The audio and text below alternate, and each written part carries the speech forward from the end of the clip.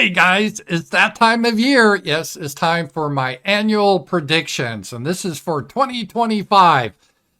Today is December 18th, 2024, and I'm looking at my crystal ball, and this is what I see. The first thing I see, the general theme, you can see here, 2025, the return to normalcy. Yeah, 2024, I predicted would be a crazy year. And oh my God, what's a crazy? Trump was shot in the head and lives and wins the presidency. Joe Biden didn't even run because he had an Alzheimer's moment during the debate. Just crazy year. It's just wild. And we've been through so many crazy times with George Floyd, COVID, Ukraine, just insanity across the world. I think the 2025 is going to be a little bit calmer. There's going to still be some happenings, don't get me wrong, but I think it's going to feel a little bit normal. People are tired, and we want a year just to kind of breathe and to get back to normal civilization. Don't get me wrong, there's still going to be issues, but it's going to be a little bit refreshing. My first prediction is Trump will secure the border. We won't see many illegal aliens coming into the United States. The caravans will be gone. All these people from Haiti and Venezuela, they're not going to be flying into the United States and getting gift cards. No, that's all over. That's the good news. I think Trump is serious about that, and I'm excited. However, we're not going to see mass deportations. I know we all want to return to the 1950s with Eisenhower, Project Wetback, send them back to Mexico. No, we're not going to see that. There's hardly going to be any deportations. I know we voted for deportations. They're already starting to change it. Oh, we're going to deport the criminals. Well, the criminals belong in prison or the graveyard. They don't need to be deported.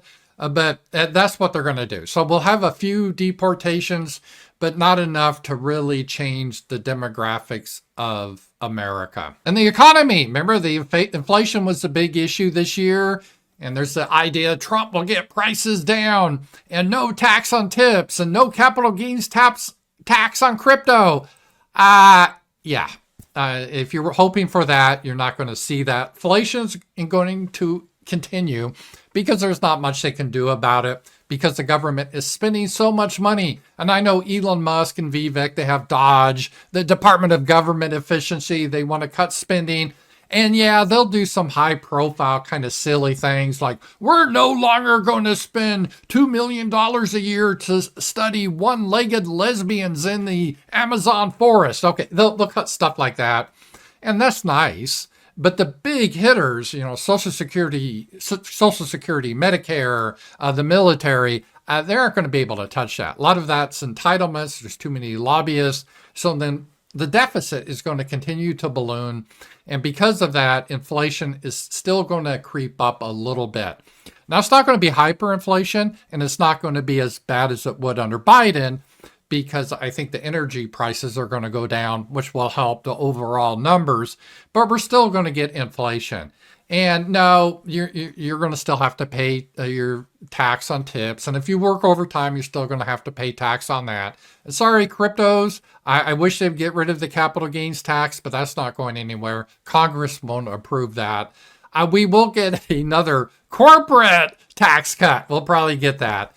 So overall, the economy will be, okay. It won't be great next year. It'd be kind of in the same position. This year's kind of a stable year. So we'll be next December 2025. Yeah, we still got some inflation. Yeah, the economy's still not that great, but it won't be like a disaster. I do think the issue that will pop up more next year will be socialized medicine, or what to do about our current healthcare system. It's sort of on people's minds now, because that Luigi guy shot the CEO. But it's more than that. Everyone can see every year the prices get higher, the insurance premiums get higher, the deductibles get higher. It's really starting to break people. And really nothing's been done about it. Trump hasn't really talked about it. And people are going to start to demand a single payer system. I'm not saying I'm for that, but the current system is not sustainable. I think this is going to be a really hot item by this time next year. I think in 2025, we'll also see the decline of the whole green energy fad. Remember, we used to have Greta Thunberg, and she was crying about the polar bears. How dare you? Now she's worried about Gaza or something. The whole fad is kind of disappearing for a couple of reasons. Number one, it doesn't really work. And countries like England or Canada that do the carbon tax, yeah, they're going to throw their people into poverty. Germany's already having issues. You need fossil fuel. Trump understands that. People will start to understand that. People are tired of these stupid windmills that are killing birds, that are unsightly, and they're not even energy efficient. And all these subsidies to electric vehicles, they're going to go. That whole idea of all electric cars, that's going to be pulled back. Trump is going to open up the energy production, and people aren't going to obsess about climate change anymore. That was kind of a weird fad that's going to go out of existence. And people are going to be enjoying their more abundant energy at lower prices. And this will start to trickle to other countries like Europe and so forth. So I'm very bullish on energy this year. Another change we're going to see this year, we're already seeing the start of this, is all the insanity from the George Floyd hysteria. Like, oh, he was a saint. And oh, the only reason blacks are in prison is because of white supremacy. We can't put black bodies in prison. We got to defund the police. If people want to steal, we got to allow it. You know, that a lot of cities like San Francisco actually implemented policies like that. And now all the businesses are pulling out of San Francisco, at least retail, because they're being looted.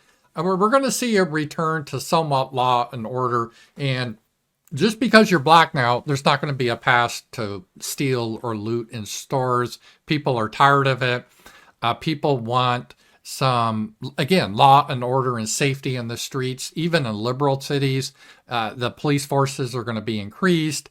People are going to start going in jail again for crimes, especially if you're illegal. Like what happened with the Venezuela gang taking over apartment complexes. That's not going to happen in the Trump administration. They're going to jail or being deported. So I think we're going to see crime actually reduce, but not only just general crime, but we're not going to see much political violence that we saw in the previous 8 years with Antifa and BLM. I don't think on the inauguration day, we're not going to see riots. The last time when Trump was inaugurated, Antifa and BLM, they burned half of Washington, D.C. down. Not that I countersignal that, but we're not really going to see that this time. I think the days of riots they're not over, but they're done for this year. Again, this is going to be the year of normalcy. That whole element is kind of out of energy. And so this is going to be a good thing. Yeah, men wearing dresses, that's no longer going to be in style. It's already going away. I saw a little bit this year in 2024. The corporations weren't doing the whole pride thing as much. And we're really going to see it in 2025. They're going to pretty much ignore that. Even games and television shows, yeah, they're still going to have diversity in their movies and in games. But there's not going to be this like, oh, we're going to stop the game here for a second to give you a lecture about pronouns. No, that's going out the window. People are tired of that, especially the transgender push. The whole wokeness about discriminating against whites because of the race, DEI, that's already starting to go out. That's going to be accelerated. There's going to be a push back to more color blindness and not discriminating based on race. And so we're going to see this pull back a little bit. Now, it still may ratchet up in the future, but the left, how they typically do things, they go so far, and they tend to go a little bit too far, then they got to ratchet back a little bit, but they still progressed. And eventually they'll have another acceleration in the future, but I don't think in 2025. Again, 2025, people are tired of that. They don't want to see men running around in dresses or in women's locker room. That's not going to be pushed as much anymore.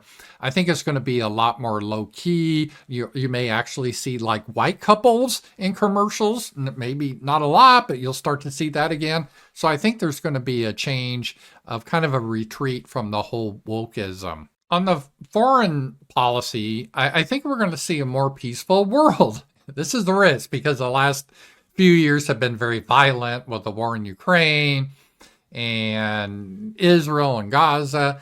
I think things are going to settle down a little bit. And every time I predict there's finally going to be peace in Ukraine, it hasn't happened. But I'm sticking with it. I'm sticking with it. I think finally we're going to get some sort of settlement. By this time next year, there will not be fighting in Ukraine.